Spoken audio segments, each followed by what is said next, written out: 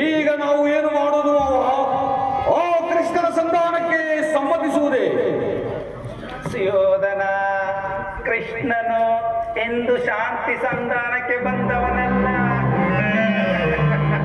ಹಾಗಿದ್ದರೆ ಈ ಕೌರವೇಶ್ವರ ಸಾರ್ವಭೌಮನ ವೈಭವವನ್ನು ತೃಣೀಕರಿಸಿ ಆ ದಾಸಿ ಪುತ್ರನ ಮುರುಕು ಜೋಪಡಿಯನ್ನು ಆಶ್ರಯಿಸುವುದೇ? ಯೋಚಿಸು ಸುಯೋಧನ.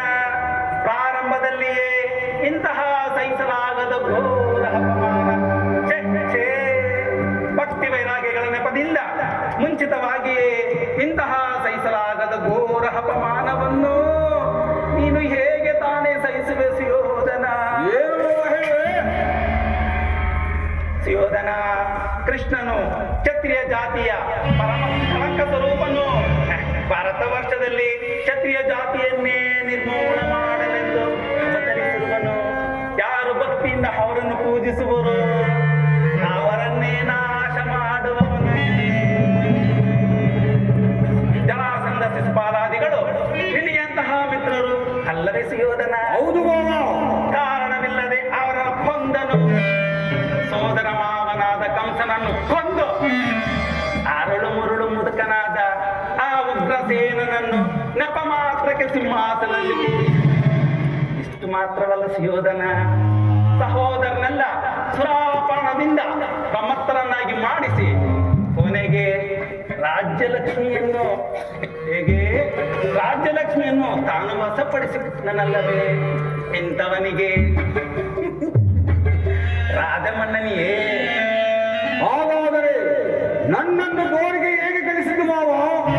ಆ ನನ್ನ ಗೋಪಾಲನ ಮನೆಯ ಬಾಗಿಲಲ್ಲಿ ನಿಂತು ಸಾಲವನ್ನು ಬೇಡುವುದು ಈ ದುರ್ಯೋಧನಿಗೆ ಉಚಿತವಾದ ಧರ್ಮವೇ? ಅದಕ್ಕೂ ಒಂದು ಉದ್ದೇಶವಿತ್ತು ಸುಯೋಧನ. ಅದೇನು ಮಾವ? ತಾರಶಪ್ಪದ ವಿಷದ ಹಣ್ಣನ್ನು ಕೆಟ್ಟ ಬಳಿಕ ಅದರೊಡನೆ ಸರಸವಾಡಬಹುದಲ್ಲವೇ ಸುಯೋಧನ? ಕೃಷ್ಣನಿಗಿಂತ ಅವನ ವಿಜಯೋನ್ಮುಖವಾದ ಯಾದವ ಸೈನ್ಯವೇ ನಿನಗೆ ಹೆಚ್ಚು ಅಗತ್ಯವಾಗಿರುವುದು. ಯದುಪತಿಯನ್ನು ಯಾದವ ಸೈನ್ಯದಿಂದಲೇ ನಾಶ ಮಾಡುವ ಸುಯೋಧವು ನಿನ್ನದಾಗಿರುವುದು. ಎಚ್ಚರ ಸುಯೋಧನ, ಎಚ್ಚರ.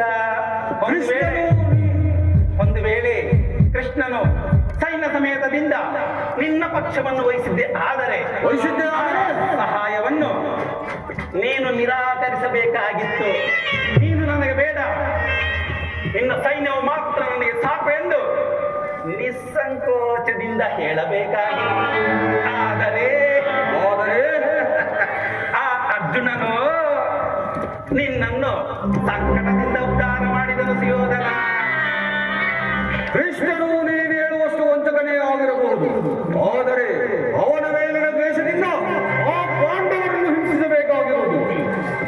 ಸುಯೋಧನ, ಪಾಂಡವರನ್ನು ಬೇರೆ ಕೃಷ್ಣನ್ನು ಬೇರೆ ಮಾಡಲಾಗುವುದು. ಹೇಗೆಂದರೆ ಅವರೆಲ್ಲ ಅವನ ಆಜ್ಞಾಧಾರ. ಒಂದು ವೇಳೆ ನೀನು ಪಾಂಡವರಿಗೆ ಸಂಧಿಗೆ ಸಮ್ಮತಿಸಿ ಪಾಂಡವರಿಗೆ ಆಶ್ರಯನ್ನು ಕೊಟ್ಟಿದ್ದೆ ಆದರೆ ನಿನ್ನ ವಿನಾಶಕ್ಕೆ ನೀನೇ ಕಾರಣ. ಸುಯೋಧನ, ಪಗಡೆ ಆಟದಲ್ಲಿ ಸೋತಾಗಲೇ ಅವರ ರಾಜ್ಯದ ಮೇಲಿನ ಅಧಿಕಾರವು ನಷ್ಟವಾಯಿತು. ಮತ್ತೆ ಅವರು ಅದನ್ನು ಹೊಂದುವುದೆಂದರೆ ಏನು? ಯೋಚಿಸು ಸುಯೋಧನ. ಹಸ್ತಿನಾವತಿಯ ಕ್ಷತ್ರಿಯ ವೀರರಿಂದ ಅನುಭಕ್ತನಾಗಿ ಕುರುಭೂಮಿಯ ರಾಜ್ಯಲಕ್ಷ್ಮಿಯನ್ನು ಆ ಭಿಕ್ಷುಕರ ಯಾಚನಾಂಜಲಿ ಇಡುವುದು ನಿನಗೆ ತರವಲ್ಲ ಸುಯೋಧನ. ಪಾಂಡವರು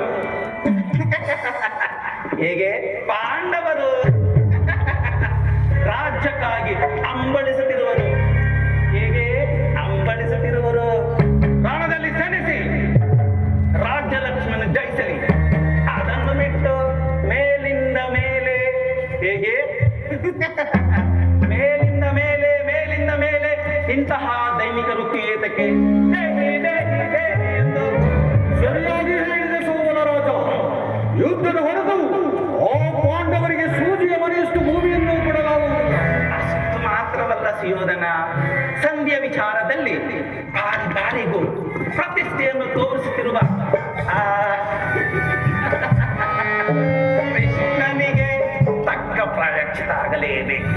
ಮಾಡಲೇಬೇಕು. ಈ ವಿಚಾರದಲ್ಲಿ ನನ್ನನ್ನೊಂದು ಪುಟ್ಟ ಸಲಹೆ ಇರುವುದು ಸುಯೋಧನ. ಅದೇನು ಹೇಳುವ ಅದನ್ನು ಮಾಡಿ ಮುಗಿಸುವೆ. ಅದನ್ನು ಯಥಾ ಸಮಯದಲ್ಲಿ ವಿಜ್ಞಾಪಿಸುವೆನು ಸುಯೋಧನ. ಒಲೆ ಮಾವ, ನೀನು ಶಕ್ತಿ ಮಾತ್ರವಲ್ಲ, ಸಮಯದ ಸಂಜೀವಿನಿ. ನಡೆ ಸುಯೋಧನ, ನಡೆ ನಡೆ ಸುಯೋಧನ, ನಡೆ ನಡೆ ಸುಯೋಧನ. ಮುಂದಿರುವುದು ಮುದುಕಿಯ ಮದುವೆ.